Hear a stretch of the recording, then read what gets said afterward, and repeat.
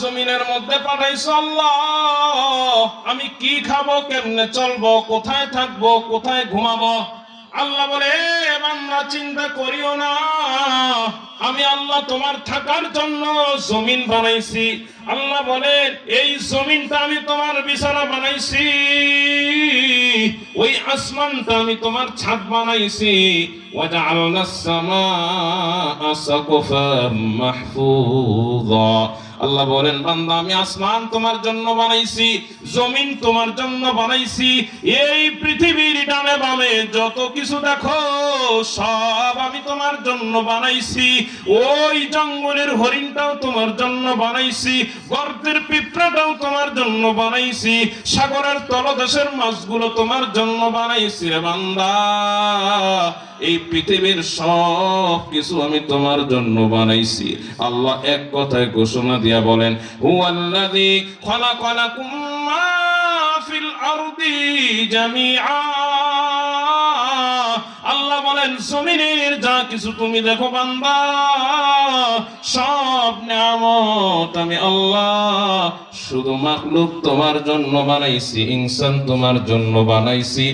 আর তোমারে আমি আল্লাহ বানাইছি শুধু আমার গোলামি করার জন্য। खेतिया सरसब्ज है तेरी गिदा के वास्ते, खेतिया सरसब्ज है तेरी गिदा के वास्ते, चाँद सूरज और सितारे हे दिया के वास्ते, चाँद सूरज और सितारे हे दिया के वास्ते, बहर शम्सो कमर माहो शुमा के वास्ते, बहर शम्सो कमर माहो शुमा के वास्ते, ये जहाँ तेरे लिए और तू खुदा के वास्ते, ये जहाँ तेरे लिए और तू खुदा के वास्ते। মুসলমান বন্ধুরা, এবার একটু আওয়াজ দিয়ে বলেন, রবের হালকা পরিচয় দিলাম। এই পরিচয় নেওয়ার পর বলেন তো, আমাদের রব কে? আল্লাহ। করে বলেন, কে আমাদের রব? আল্লাহ। আল্লাহ বলেন, এই বিশ্বাস নিয়ে যদি কোনো মুমিন বলে আমাদের রব আল্লাহ,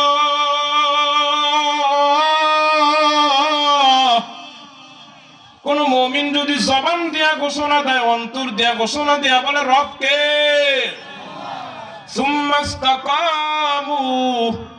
রবের এই ঘোষণা দেওয়ার পর বান্দা যদি এটার উপরে আমরণ অবিচল থাকে, অটল থাকে, কি মানে? হাফিজ ইবনে কাসির ব্যাখ্যা করে বলে, এই কথার মানে হলো আল্লাহ ছাড়া বান্দা অন্য দিকে তাকাইবে না। যখন বান্দা বলছে আমাদের রব আল্লাহ, এবার আর বান্দা গরু ছাগলের দিকে তাকাবে না, বান্দা আল্লাহ ছাড়া অন্য কারো কথা মানবে না, কারণ বান্দার কাছে রবের পরিচয় এসে গেছে। এবার রব যখন বান্দারে ডাক দেয়, বান্দা আসো আমার কাছে আসো, বান্দা আরামের ঘুমের বিছানা ত্যাগ করে ওযু করে মসজিদে এসে হাজিরা দিয়ে বলে, আল্লাহ রে আসি তোমার কাছে আছে, আমি হারাই নেই। বান্দা আল্লাহরে কেমনে ডাক দেয় খেয়াল করছেন? বলে, সুবহানাকাল্লাহুম্মা ওয়া বিহামদিকা ওয়া তাবারাকা ইসমুকা ওয়া তাআলা জাদ্দুকা ওয়া লা ইলাহা গায়রুক। পড়ছেন নি দোয়াটা? কথা বলেন না কেন? রাগ করতেছে, খারাপ লাগতেছে, শেষ করে দেব।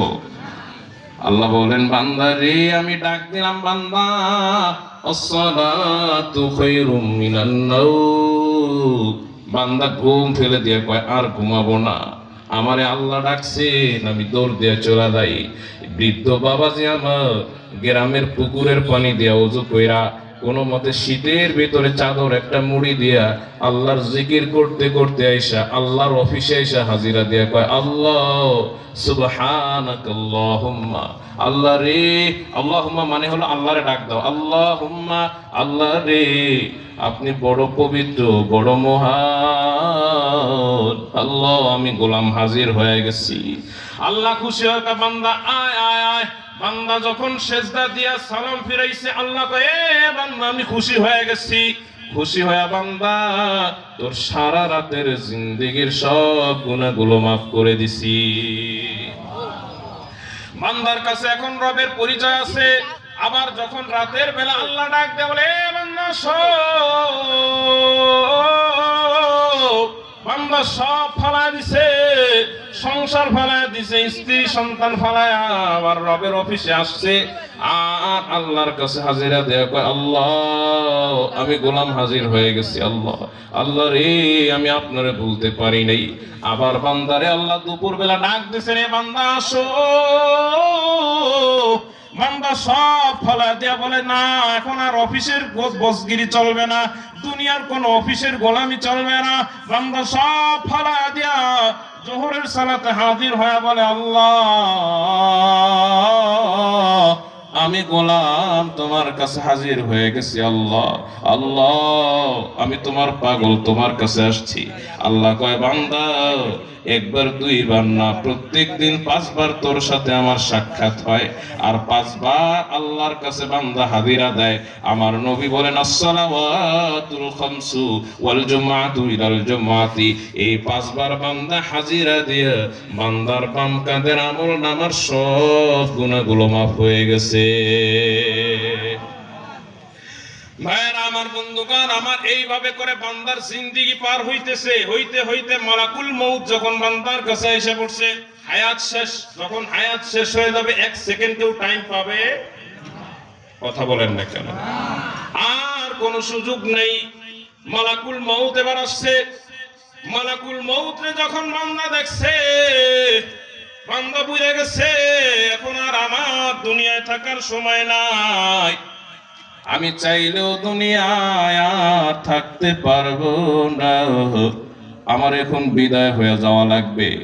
এমন দেশে যাব রে আর কোনোদিন সে দেশ থেকে আসতে পারবো না। ওই কবরের জিন্দেগি কোনোদিন বান্দা দেখে নাই, ওই হাসর কোনোদিন বান্দা দেখে নাই, জানে না বান্দা যে জীবনে যাবে ওই জীবন থেকে আর আসা যাবে না। বান্দা শুধু বুঝে এমন জায়গায় যাব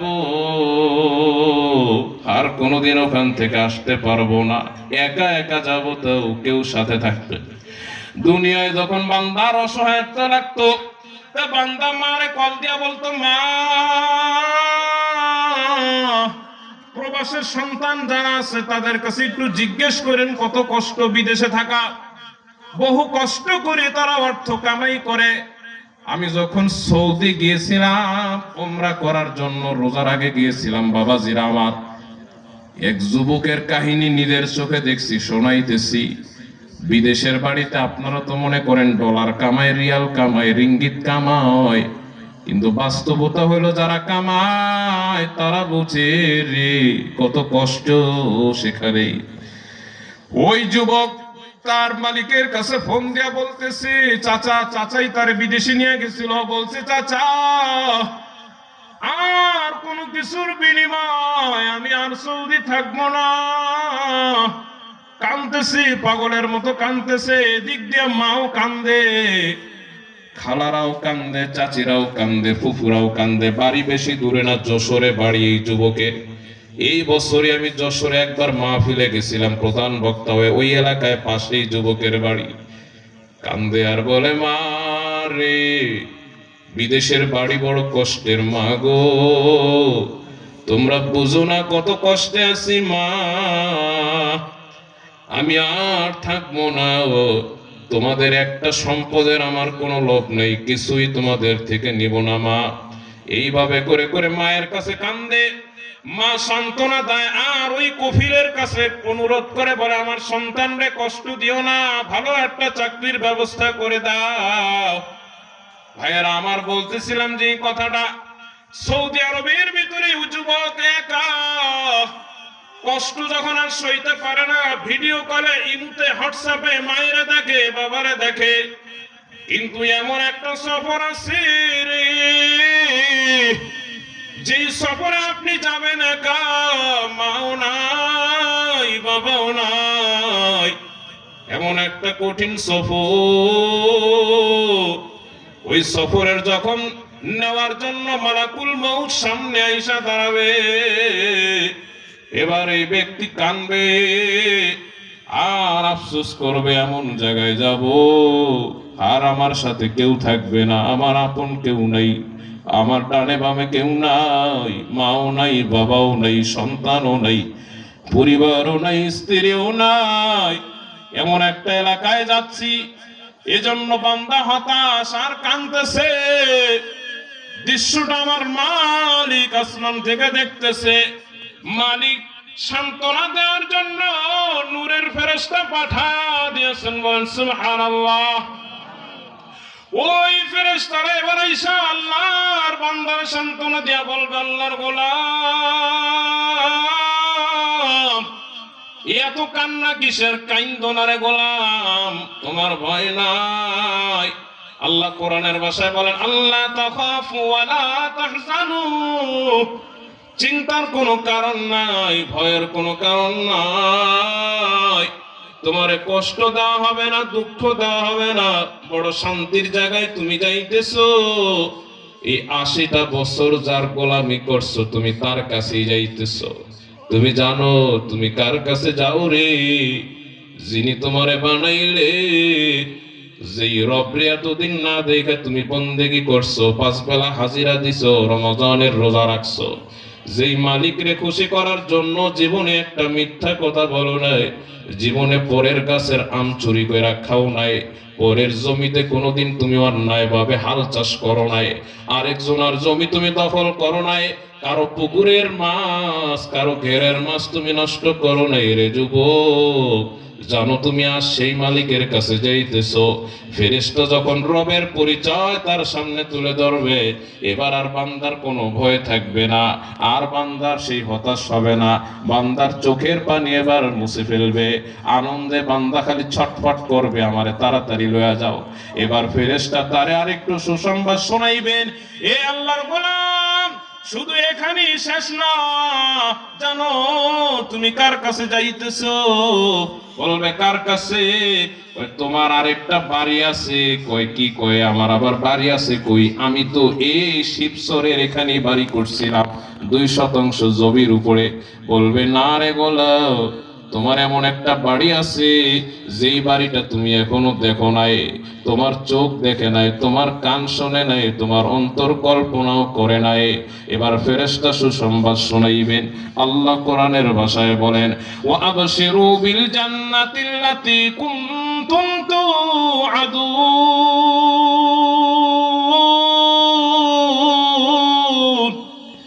ফেরেশতা সুসংবাদ শোনায় বলবেন, ওই জান্নাতের সুসংবাদ গ্রহণ করো গোলাম, যেই জান্নাতের জন্য নামাজ পড়ছো, রোজা রাখছো, ইবাদত করছো, বন্দেগী করছো বান্দা, আমি নূরের ফেরেশতা জান্নাতের সুসংবাদ শোনাইলাম। আসো, তোমার জান্নাতের বাড়িটা তোমার জন্য প্রস্তুত হইছে। আরেক বর্ণনার মধ্যে আসছে, ফেরেশতা তখন ওই বান্দার সামনে জান্নাতের বাড়ির ছবিটা দেখায়া বলবেন, দেখো মেয়ে, এই যে মানচিত্রে তোমার জান্নাতের বাড়িটা দেখা যায়, আর এই রাস্তা দিয়া পার হইয়া এইভাবে জান্নাতে যাওয়া লাগবে। এবার বান্দা জান্নাত দেখবে, দেখার পরে বান্দা জান্নাতের জন্য অস্থির হয়ে যাবে। আল্লাহ পাক দুনিয়ায় তার জান্নাতের সুসংবাদ দিয়ে নিতেছেন, কিন্তু সফর তো বড় কঠিন। একা একা সফর, মাও নাই, বাপ নাই, সাথী সঙ্গী কেউ নাই। ও মুসলমান, আল্লাহর গোলাম, ধরেন আপনি এখান থেকে সুদূর ইটালি যাইতেছেন। আমার অনেক যুবক ভাইদের ইটালি যাওয়ার স্বপ্ন আছে। আসেনি যুবকেরা? কথা বলেন, যুবকের একটু সারা দান। ইটালি যাওয়ার স্বপ্ন আছে? হ্যাঁ, আছে না? কত মানুষের স্বপ্ন আমি জীবনে একবার ইটালি যাব। এটা কিন্তু এত সহজ না। আমার মডেল টাউনের একটা যুবক ইটালি যাওয়ার জন্য আজ কয়েক মাস ধরে চেষ্টা করতেছে। এবার রমজানে মসজিদে ইতিকাফে বসছে, পাগলের মতো কাঁদে আর বলে, হুজুর কতগুলো টাকা জমা দিছি, এখনো ভিসা পাই নাই, কেমনে যে যাবো? হুজুর একটু দোয়া কইরেন যেন আমার যাওয়াটা সহজ হয়ে যায়। যুবক বাবাজি, বৃদ্ধ বাবাজিরা বাস্তব কথা বলতেছে, অবাস্তব কথা না, দিলের কান দিয়ে কথাগুলো শোনেন। ইটালি যারা যায় তাদের একটা উদাহরণ দিয়ে আপনাদেরকে ঘটনাটা শোনায় আমি মূল আলোচনায় যাব। ইটালি যাওয়াটা এটা সহজ কোনো কাজ না, বড় কঠিন কাজ। যদি কারো বাপের পয়সার গরম থাকে, 30 লাখ 40 লাখ টাকা দিয়ে ডাইরেক্ট চলে যেতে পারবে বিমানের মাধ্যমে। আর যদি এমন টাকার গরম না থাকে তাহলে দালালের মাধ্যমে তারে যাওয়া লাগবে। আর দালালের মাধ্যমে যদি যায় এটা বড় কঠিন রাস্তা। কোন মতে লিবিয়াটা পার কইরা ভূমধ্য সাগরে একটা ট্রলারে উঠে দিয়া বলবে এবার যাও তুমি, সাগরটা পাড়ি দিয়া যদি ওপার যাইতে পারো রে, তো স্বপ্নের দেশ ইটালি তোমার হয়ে যাবে। আর যদি তোমার কপাল বড় খারাপ হয়, এই সাগরের তলদেশে হারায়া যাইবা, তোমার জানাজা পড়ার মতো কেউ নাই, তোমার লাশ জিয়ারত করার মতো কেউ নাই, তোমার কবরে জিয়ারত করার মতো কেউ নাই, তোমার কাফন দাফনের ব্যবস্থা করার মতো কোনো মানুষ নাই। এরকম কঠিন সিদ্ধান্ত যুবক মাথায় নিয়ে টলারে ঠিকই উইঠা সন্তানের মায়ায়, পরিবারের মায়ায়, সংসারের মায়ায়, মা বাবার মায়ায় ইটালিতে পারি নাই। যখন ভূমধ্য সাগরের মাঝখানে যায়, চারদিকে বড় বড় ঢেউ, ইঞ্জিনের তেলও শেষ হয়ে গেছে, কেমনে ওই পার পর্যন্ত পৌঁছবে, ডানে বামে কিছুই দেখে না, চারদিকে লবণাক্ত পানি। এই যুবক সাগরের মাঝখানে একা, কেউ নাই, তার ডানে বামে কেউ নাই, বড় অসহায়। এইখানে যুবক তখন যদি একজন পেশেন্ট থেকে একসাথে এসে বলে তুমি অমুক এলাকার শিবচরের সন্তান না, কয় হ্যাঁ আমি শিবচর, কয় আমার বাড়িও ওই এলাকায়, তুমি আমারে চিনো না, আমি কিন্তু তোমারে চিনছি, তোমার বাপের নাম অমুক। যখন এইভাবে পরিচয় দেয়, যুবক এখন মনে করে আজকের এই সাগর পথে এই ব্যক্তির চাইতে আপন আমার কেউ নাই। বাবাজিরা আমার ঠিক এমনই দশা হবে, মালাকুল মাউত যখন আসবে চারদিকে তাকায় দেখবে যন্ত্রণা, আযাব, চারদিকে জাহান্নামের আগুন দাউ দাউ করে জ্বলতেছে, কবরের আযাব, পুলসিরাতের আযাব, হাসরের আযাব। এই অবস্থার ভিতরে ওই ফেরেশতারা সান্ত্বনা দেয়া বলবে নাহনু আউলিয়াউকুম ফিল হায়াতিদ দুনিয়া ওয়া ফিল আখিরাহ। এ আল্লাহর বান্দা, আমরা তোমার বন্ধু, দুনিয়াতেও আমরা তোমার বন্ধু, পরকালেও আমরা তোমার বন্ধু। দুনিয়ায় বন্ধু কেমনে হইলা রে? তাফসীরের কিতাবের মধ্যে লেখে ওই ফেরেশতারা এখনো আমার আপনার সাথে আছে, মৃত্যুর সময় তারা ঠিকই দেখা দিবে। যেমনি ভাবে যুবকের পেছনের সাথী ডাক দিয়া বলে যুবক তুমি আমারে না চিনলেও আমি তোমারে চিনি, তোমার নাম আব্দুল করিম, তোমার বাবার নাম আব্দুল জব্বার, তোমার বাড়ি মাদারীপুরের শিবচর, তোমার পাশের গ্রামে আমার বাড়ি, আমি ওখানেই থাকি, তুমি আমারে দেখো নাই, আমি তোমারে চিনি। এই যুবক যেমন ওই পেশের সাথীরে নিজের জীবনের আপন বন্ধু মনে করে, ফেরেশতারাও আইসে ঠিক এমনি ভাবে পরিচয় দেয়া বলবে আল্লাহর গোলাম, আমরা তোমারই সাথী, তোমার সাথী আমাদের উঠবস।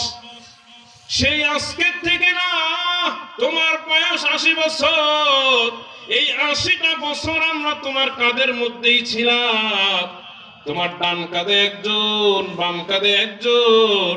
আমার আল্লাহ ঘোষণা দেয়া বলেন কিরামান কাতিবিনা ইয়ালামুনা মা তাফআলুন। আল্লাহ বলবেন এমন সম্মানিত কিছু লেখক আমি রেখেছি, যারা ডানে বামে কাঁধের মধ্যে থাকবে, বান্দার সব আমলগুলো তারা নোট করে রাখছে। যখন পরিচয় পাইবে যারা কিরামান কাতিবিন, বান্দা আরো আফসোস করবে। এবার বান্দার মনে হবে হায় রে,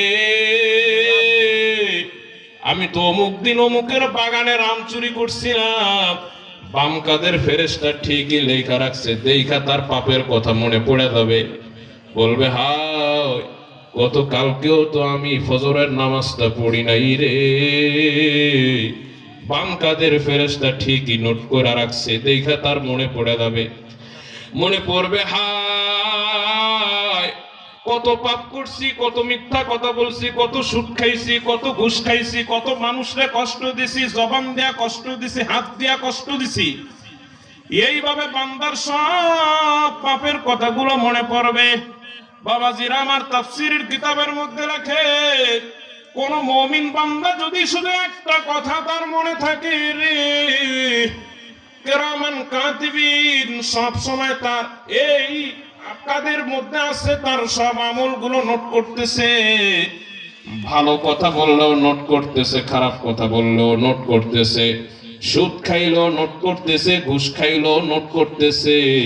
এটা যদি বান্দা একবার বুঝতে পারে, ওই বান্দা জীবনেও আল্লাহর নাফরমানি করবে না। কিন্তু আফসোস, বান্দা এটা ভুলা যায় আর নাফরমানি করে। আজ মালাকুল মউতের সামনে কিরামান কাতিবিন দেখা লজ্জায় মাথা নত করে ফেলছে। হায়, পাপের লিস্টিটা তো হাতেই দেখা যায়, বিশাল পাপের বোঝা। হাইরে, এবার বুঝি আমি শেষ। এমন জায়গায় যাব, কথার কথা যদি ওই সাথীর সাথে আপনার বাবার পেছনের শত্রুতা থাকে, সাগরের মাঝে তারে দেখা মনে পড়ে একবার তার সাথে আপনি ঠেড়া নিয়ে মারামারি করছিলেন, জমির আইল নিয়ে মারামারি করছেন, করেনি আমাদের এলাকায় এগুলো। যদি ওই যুবকরে দেখা এটা মনে হয়, তখন কেমন লজ্জায় পড়বেন রে। কিরামান কাতিবিন রে দেখে এখন লজ্জা পয়া যাবে। কিন্তু কিরামান কাতিবিন বান্দারে কোনো কষ্ট দিবে না, পাপের লিস্টি হাতে থাকবে কিন্তু কিছুই বলবে না। কারণ আমার আল্লাহ কত দয়ালু, ওই কিরামান কাতিবিনে শুধু লিস্টি লেখার দায়িত্ব দিয়েছেন, কোনো প্রশ্ন করার অধিকার দেন নাই। এজন্য ভাইরা আমার, বলেন তো কার গোলামি করবেন? আর একটু জোরে বলেন, কার গোলামি? আরো জোরে বলেন, কার? আল্লাহর। কিরামান কাতিবিন সান্ত্বনা দেয়া বলবেন, আল্লাহর গোলাম, চিন্তা কইরো না, ভয় পাইও না, কোনো কষ্ট নাই, কোনো আফসোস নাই। আমরা তোমারে কোনো গুনাহ সম্পর্কে জিজ্ঞেস করব না, কারণ আমাদেরকে আল্লাহ শুধু নোট করার দায়িত্ব দিয়েছেন, কোনো কথা বলার দায়িত্ব দেন নাই। তোমার সব হিসাব মালিকের কাছে বিচার করবেন তিনি। আমরা সান্ত্বনা দিতে আসছি। এই কথা শোনার পরে বান্দা এবার মনে মনে ভাববে, হায়, আমার দুনিয়ার ভিতরে কত আপন মানুষ ছিল, আমার মা ছিল, বাবা ছিল, সন্তান ছিল, পরিবার ছিল। আজ আমি বিদায় বেলা তাদের কাউরে কাছে পাইলাম না। আমার সন্তানগুলোর কি হবে? আমার জীবন সঙ্গিনী 40টা বছর যারে নিয়ে সংসার করলাম, তারে কে দেখা রাখবে? এইভাবে বান্দা দুনিয়ার কথা মনে করবে, আবার কান্না শুরু করবে। ফেরেশতারা আবার সান্ত্বনা দেয়া বলবেন, নাহনু আউলিয়াউকুম ফিল হায়াতিদ দুনিয়া ওয়া ফিল আখিরাহ। এ আল্লাহর গোলাম, ভয় পাইও না। দুনিয়ায় যেমন আমরা তোমার সাথী, পরকালেও আমরা তোমার সাথী। তোমার দুনিয়ার সংসার দেখার জন্য লোক তৈরি হয়ে গেছে। দুনিয়ার সন্তান, দুনিয়ার সংসার, দুনিয়ার পরিবার দেখার জন্য সব আছে। তুমি একটু চিন্তা করো না, আজ তোমারে কোনো চিন্তা দিতে চাই না। চলো আপন মানুষের সাথে আসো। আমার নবী বলেন, ওই সময় ফেরেশতারা বান্দারে আহ্বান করবেন আর বলবেন, আইয়াতুহান নাফসুল মুতমাইন্না, এ পবিত্র আত্মা, বের হও, উখরুজি, বের হও। আমার নবী বলেন, মায়ের স্তনের দুধ পান করা অবস্থায় ছোট্ট নাবালেক শিশুটা যেমন ঘুমায় যায়, এই ব্যক্তির রূহটাও ঠিক এমন ভাবে বের হবে। ওই বাচ্চা ঘুমানোর সময় যেমন টের পায় না, রূহটা এত সহজ ভাবে বের হবে, বান্দা বিন্দু পরিমাণ কষ্ট অনুভব করবে না। मौत जिस दिन हो गई, मुर्दा की हालत क्या हुई, रूह तन से उड़ गई, मुर्दा की हालत क्या हुई। मौत का सुन कुल्लु नासिन शरिबू, মৌত কাসুন কুল্লু নাসুন শারিবু কবর বাইতুন কুল্লু নাসিন দাখিলু কবর বাইতুন কুল্লু নাসিন দাখিলু। ভাইরা আমার, বন্ধুগণ আমার, এবার মৃত্যুর ফেরেশতা তার রূহটা আনুষ্ঠানিকভাবে কবজ করে নিয়ে যাবেন। যখন তার রূহ বের হয়ে যাবে, দুনিয়ায় জান্নাতের সুসংবাদ দেওয়া হয়েছে, পেরেশানি দূর হয়েছে, ভয় দূর হয়েছে, একাকিত্ব দূর হয়েছে। আল্লাহ পাক এবার জান্নাতের ইল্লিনের মধ্যে তার রূহটা রেখে দিবেন, আর জান্নাতের ভিতরে তার এমন পুরস্কার দিবেন, আল্লাহ ঘোষণা দিয়ে বলবেন, এ বান্দা